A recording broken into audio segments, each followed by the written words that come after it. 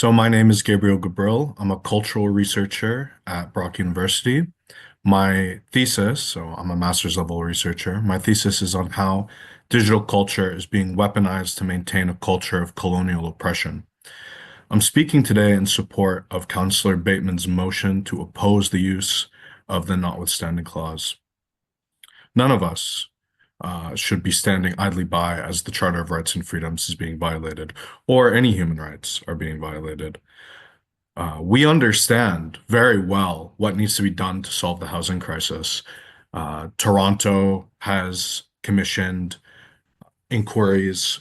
The provincial government has commissioned inquiries. The federal government and even our municipalities have all issued inquiries on what needs to be done, and we know what needs to be done. We need to stop privatizing and commodifying housing. We need to treat housing as a human right, as it is. It's legislated as a human right. And yet, we are doing things and asking for things that we know are counterproductive. Why?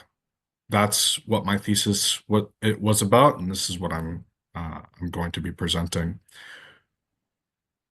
The people victimized by our housing system are disproportionately Indigenous or otherwise marginalized.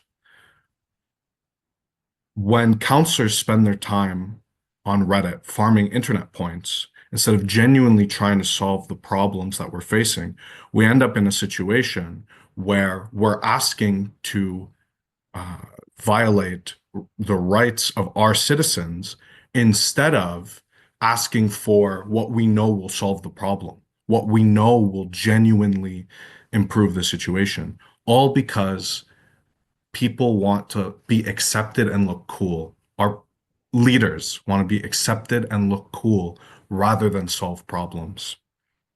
Solving the problem is more culturally significant than being invited to the cigar bar after council meetings. To people who don't understand how to actually fix the problem, once the problem is actually solved and we articulate how this has improved the situation, people are surprisingly adaptable. They'll come around to understanding that this was the right thing to do.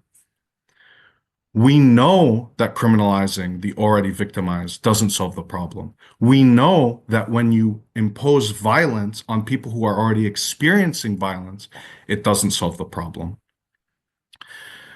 The number one thing that imposing violence on people who are already experiencing violence does is create a desperate population that can be taken advantage of, especially when we look to our southern border where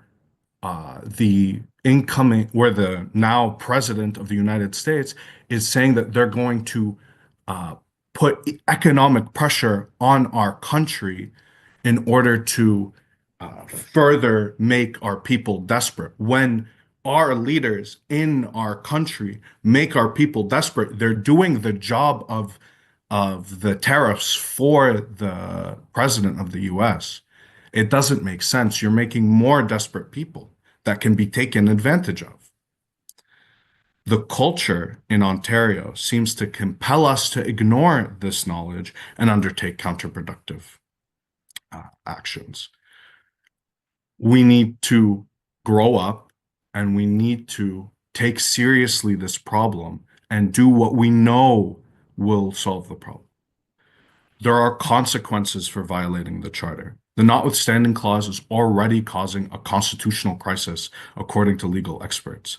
It's not a cheap tool to reach towards. Monetarily, it costs much more to violently evict people than it costs to house people. Reputationally, we're eroding people's trust in government. When we have people that are desperate, they look to other sources of governance that are outside of the official channels.